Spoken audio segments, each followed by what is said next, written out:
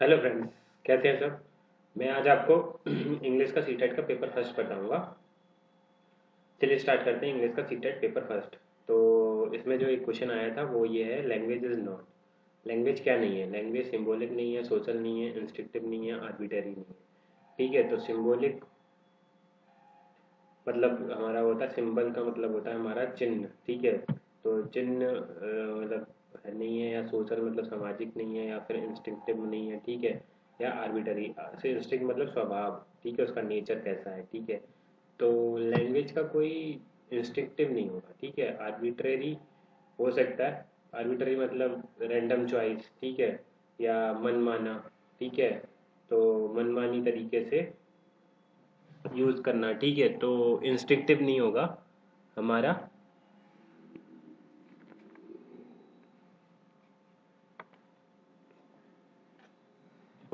इसका जो आंसर होगा इंस्टिंक्टिव। इंस्टिंक्टिव मतलब स्वाभाविक नहीं है लैंग्वेज। ठीक है, इसका कोई स्वभाव नहीं होता लैंग्वेज का। ठीक है, तो सोशल सिंबॉलिक मतलब हमारे ए बी सी डी जो लेटर होते हैं, तो लेटर इसमें होते ही हैं। लेटर का भी एक सिंबल होता है, ये कैसे बनता है। ठीक है, सोशल मतलब सामाजिक। सामाजिक मतलब हम अपने विचारों का आदान प्रदान कर सकते हैं। ठीक है, तो लैंग्वेज के थ्रू ही करेंगे। ठीक है, तो इंस्टिंक्टिव हो जाएगा इसका आंसर। दूसरा चलिए आगे चलते हैं। दूसरा क्या है? दूसरा है हमारा, well language development is deliberate and conscious effort. ठीक है, डिलिबरेट मतलब होता है जानबूझ कर, कॉन्शियस मतलब सचेत, सचेत मतलब एफर्ट मतलब होता है प्रयास। ठीक है, तो लैंग्वेज डेवलप जो होती है वो हमारा अगर डिलिबरेट और कॉन्शियस एफर्ट के थ्रू होती है। ठीक है, तो उस लैंग्वेज को क्या बोलते हैं? तो एक्वायर्ड बोलते हैं। एक्वायर्ड मतलब होता है आत्मसात कर लेना। इसमें कोई प्रयास व्यास नहीं करते हैं, लेकिन इसमें तो प्रयास करना पड़ रहा है।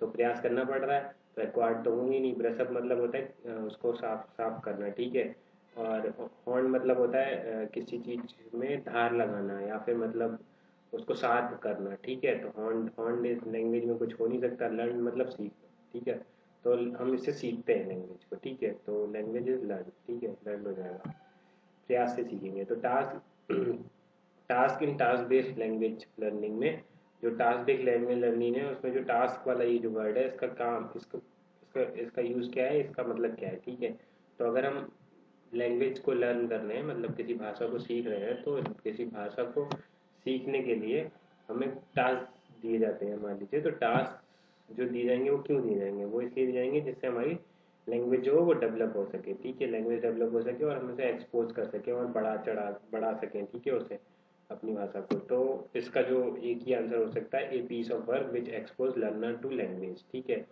लर्नर की जो लैंग्वेज है उसको मतलब हम एक्सपोज कर सकें। बाकी सारे जैसे ये पेरेंट वाला है, a work, a piece of work parent to do their childrens homework, मतलब पेरेंट जो है वो मतलब हमारा पेरेंट्स जो है वो चिल्ड्रन के वर्क को करें, होमवर्क को करें। ठीक है, तो ये तो हो नहीं सकता टास्क बेस्ड में लैंग्वेज लर्निंग में। इसमें बच्चा सीखेगा कैसे?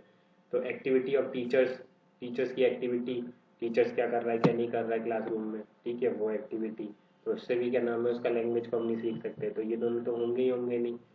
ठीक है, ये वाला ऑप्शन हो जाएगा पहला वाला। अब आगे चलते हैं। आगे क्या है? ट्रेवलॉग।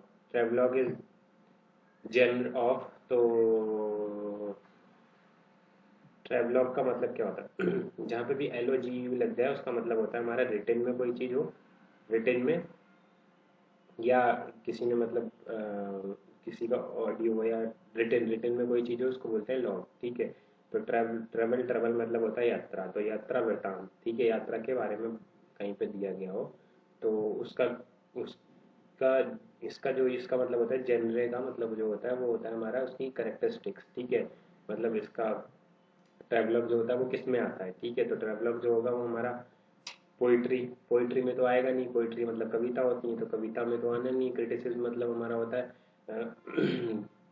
आलोचना करना, तो आलोचना में भी नहीं आएगा। बिब्लियोग्राफी मतलब होता है हमारा किसी की जीवनी लिखना। ठीक है, तो वो भी नहीं आएगा। और लिटरेचर, लिटरेचर में हो सकता है। ठीक है, लिटरेचर हो जाएगा इसका ट्रेवलॉग का answer. The most important aspect, aspect मतलब पार्ट। ठीक है, important part of effective language classroom, तो हमारा जो प्रभावशाली लैंग्वेज का जो क्लासरूम है वो हमारे लर्नर्स को कौन कौन सी अपॉर्चुनिटी देता है। ठीक है, तो कौन कौन से मौके देता है। ठीक है, तो मौके देता है तो इमिटेट के मौके देगा, या इंटरेक्ट के मौके देगा, या इंटरफेयर के या एसेस के। एसेस मतलब होता है आकलन करना, इंटरफेयर मतलब होता है हमारा दखलंदाजी करना, इंटरेक्ट मतलब होता है हमारा विचारों का आदान प्रदान, इमिटेट मतलब होता है नकल करना। तो लैंग्वेज है तो लैंग्वेज और इफेक्टिव प्रभावशाली है तो इंटरेक्ट हो जाएगा, ठीक है। तो इंटरेक्ट वाला ऑप्शन हो जाएगा, बाकी सारे गलत होंगे, ठीक है। आगे चलते हैं। आगे क्या था, teacher of the class fifth का is practising interactive listening. Interactive ये इंटरेक्ट से रिलेटेड है। तो इंटरेक्शन कैसे होता है हमारा, इंटरेक्शन होता है विचारों का आदान प्रदान करना, ठीक है। तो इन द क्लासरूम बस आप जो है ना इंग्लिश में जितने भी क्या नाम है उसका पेडोलॉजी आती है उसमें कुछ ही चीज़ें आपको याद रखनी पड़ेंगी, बाकी आपको क्वेश्चन में ही आंसर मिल जाएगा, ठीक है। तो बस आपको समझने का है। अब देखिए आगे क्या है, लिसनिंग एंड रिस्पॉन्डिंग, ठीक है। इसका जो लिसनिंग सुनते हैं और रिस्पॉन्ड करते हैं, तो इंटरेक्ट में भी यही करते हैं, तो इसका आंसर यही हो जाएगा। और listening to the word stress and intonation, ठीक है। तो हमारा वर्ड का जो कितना वर्ड खींचा गया है उस पर उसको सुनना, ठीक है। कितना खींचा, कितना किस पे जोड़ दिया गया है, वो चीज़ें तो होंगी नहीं इंटरेक्टिव लिसनिंग में। इंटरेक्टिव लिसनिंग जो होगा लिसनिंग एंड रिस्पॉन्डिंग हो जाएगा, ठीक है। आगे चलते हैं। Word with the same spelling and the same pronunciation, अगर सेम स्पेलिंग और सेम प्रोनाउंसिएशन हो बट विद डिफरेंट मीनिंग, ठीक है, लेकिन उसका जो मीनिंग है वो डिफरेंट है। तो सिनोनिम, सिनोनिम का मतलब क्या होता है हमारा समानार्थी। एंटोनिम का मतलब क्या होता है उसका मतलब विपरीत, ठीक है। होमोनिम और होमोफोन, तो सिनोनिम और एंटोनिम तो हो नहीं सकता, अब बचे ये दोनों। तो होमोनिम का मतलब होता है हमारा प्रोनाउंसिएशन इसका सेम हो और स्पेलिंग सेम हो, ठीक है, उसको बोलते हैं होमोनिम। होमोफोन, फोन से आपको पता चल रहा होगा, फोन मतलब साउंड, ठीक है। फोन से हम बात करते हैं तो उधर से बात हमें सुनाई देती है, तो फोन जो होते हैं ये सब साउंड के लिए यूज होते हैं। तो इसमें होमो होमो मतलब होता है सेम, तो ठीक है। तो सेम प्रोनाउंसिएशन तो होगा, ठीक है। प्रोनाउंसिएशन मतलब कैसे बोला जाए किसी वर्ड को, ठीक है। तो उसका मतलब जो उसका साउंड जो होगा वो तो सेम होगा, लेकिन जो स्पेलिंग होगी वो अलग होगी, ठीक है। वो होगा होमोफोन। होमोनिम मतलब सेम सेम नाम होंगे और सेम स्पेलिंग होगी, सेम प्रोनाउंसिएशन होगा, लेकिन मीनिंग जो होगा वो अलग अलग होगा, उसको बोलते हैं हमारा होमोनिम। तो इसका आंसर हो जाएगा होमोनिम। आगे चलते हैं। ए shorter form of group of word which usually occurs in auxiliary verb. तो ऑक्सिलरी वर्ब में जो होता है वो आता है, वो क्या नाम है उसका, shorter form of group of word. Shorter मतलब छोटा, तो वर्ड का जो छोटा रूप होगा ग्रुप ऑफ वर्ड का उसको क्या बोलते हैं, ठीक है। कंजक्शन, कंजक्शन जो होते हैं वो हमारे दो सेंटेंस को जोड़ने का काम आते हैं। सेंटेंस क्या होता है, सेंटेंस जो होता है सब्जेक्ट वर्ब और ऑब्जेक्ट होता है। सेंटेंस की मैंने एक पूरी वीडियो बनाई हुई है, वो आप देख लीजिएगा अगर आपको देखनी हो तो, नहीं तो वैसे कोई इतना विशेष है नहीं, ठीक है। तो आप कंजक्शन याद रखिएगा, दो सेंटेंस को जोड़ने का काम आता है। कनेक्टर का काम भी बस दो सेंटेंस या दो वर्ड या किसी भी चीज़ को जोड़ने का काम आता है, कनेक्टर। तो जितने भी कंजक्शन होते हैं वो कनेक्टर होते हैं, लेकिन जितने भी कनेक्टर होते हैं वो कंजक्शन नहीं होते हैं, ठीक है। अब कॉन्ट्रैक्शन, ठीक है। तो कॉन्ट्रैक्शन का मतलब होता है हमारा कॉन्ट्रैक्ट करना, मतलब हमारा सिकोड़ना, तो सिकोड़ना ही हो जाएगा इसका, ठीक है, शॉर्ट करना, यानी कि ये कॉन्ट्रैक्शन इसका आंसर हो जाएगा। अब आगे चलते हैं। अदिति ये visual challenge child in class fourth. तो अदिति जो है वो हमारी विजुअल चैलेंज है। विजुअल चैलेंज मतलब होता है जो देख नहीं सकती है, ठीक है। Does not have text in brain, ठीक है। उसके पास जो वो है, हैव का मतलब उसके पास वह एनी टेक्स्ट, टेक्स्ट मतलब लिखा हुआ नहीं है कोई भी चीज़ ब्रेल लिपि में, ठीक है, ब्रेल में। How can a teacher facilitate, मतलब फैसिलिटेट मतलब सुविधा, हाउ मतलब कैसे टीचर जो है वो उसे सुविधा दे सकता है इंग्लिश की टेक्स्ट बुक को पढ़ने के लिए, ठीक है। तो इसके ऑप्शन देख लेते हैं। इसके ऑप्शन क्या है, she may ask principal to arrange a special teacher for her. तो वह जो टीचर होगी वो प्रिंसिपल से जाके कहेगी क्या नाम है इसके लिए स्पेशल टीचर कर दिया जाए, ठीक है। तो अगर मान लीजिए आप हो विजुअली चैलेंज, ठीक है, आप जब भी क्या नाम है ये पूछे चाइल्ड के बारे में कोई भी चीज़, तो हमें निगेटिव चीज़ नहीं देनी है। और दूसरा ये कि क्या नाम है अगर आपको कुछ भी नहीं समझ में आ रहा है तो आप उसकी जगह पे रख के देख लीजिएगा अपने आप को। चाइल्ड की जगह पे आप देखिए, मान लीजिए क्या नाम है आप किसी स्कूल में पढ़ रहे हैं और पढ़ने के बाद क्या नाम है उसका आपके प्रिंसिपल से बोल दिया जाए, टीचर आपकी, कि क्या नाम है इसको अलग से पढ़ाया जाए, तो आपको खुद ही बुरा लगेगा कि क्या नाम है मैं देख नहीं पा रही हूँ और क्या नाम है मेरे अंदर कोई ना कोई कमी है, ठीक है। तो आप इसका क्या नाम है उसका, ये तो हो नहीं सकता।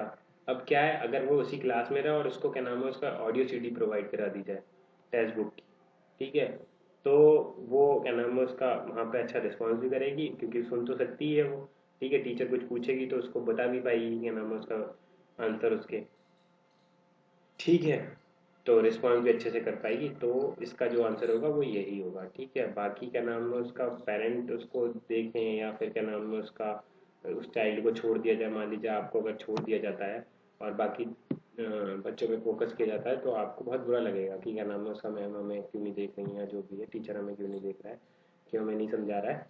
तो सीधा सा आंसर जो होगा वो text book audio CD provide कराना हो जाएगा, ये वाला हो जाएगा। ठीक है, अब आगे चलते हैं। आगे क्या है, poetry teaching is generally meant for. तो पोइट्री का जो काम क्या होता है टीचिंग में, वो पूछा गया है। ठीक है, तो लैंग्वेज लर्निंग होती है, लर्निंग पंक्चुएशन होता है, लर्निंग ग्रामर होता है, इंजॉयमेंट एंड एप्रिसिएशन। पोइट्री मतलब कविता। कविता आदमी क्यों बोलता है?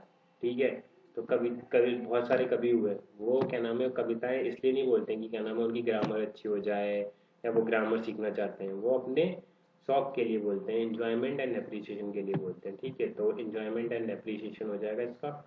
अब आगे चलते हैं। आगे क्या है, reading English as a second language means.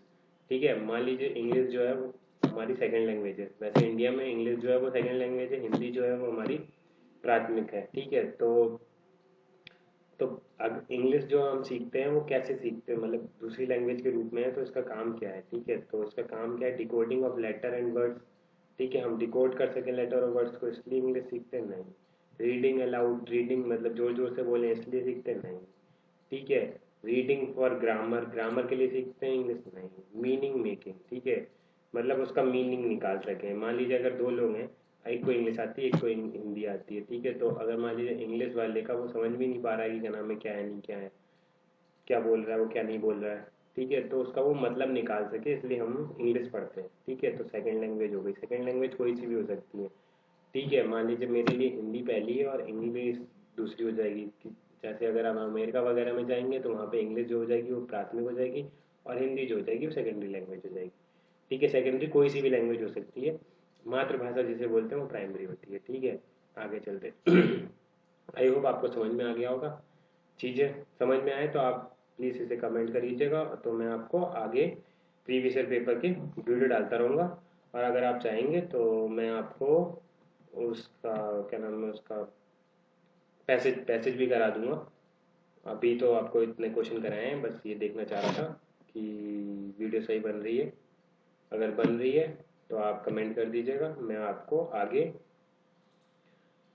अच्छे से पूरी प्रॉपर क्या नाम है उसका 2016 का 2015 का सारे इंग्लिश के पेपर जितने भी हुए हैं, जब तक हमारा सी टेट का पेपर नहीं आता तब तक मैं आपको सारे पेपर करा दूंगा अच्छे से चाहे वो सब्जेक्ट पेडोलॉजी हो इंग्लिश की, या फिर इंग्लिश से ग्रामर से रिलेटेड कोई क्वेश्चन हो या पैसेज से रिलेटेड कोई क्वेश्चन हो, आप आपको पूरी तरीके से समझ में आएगा।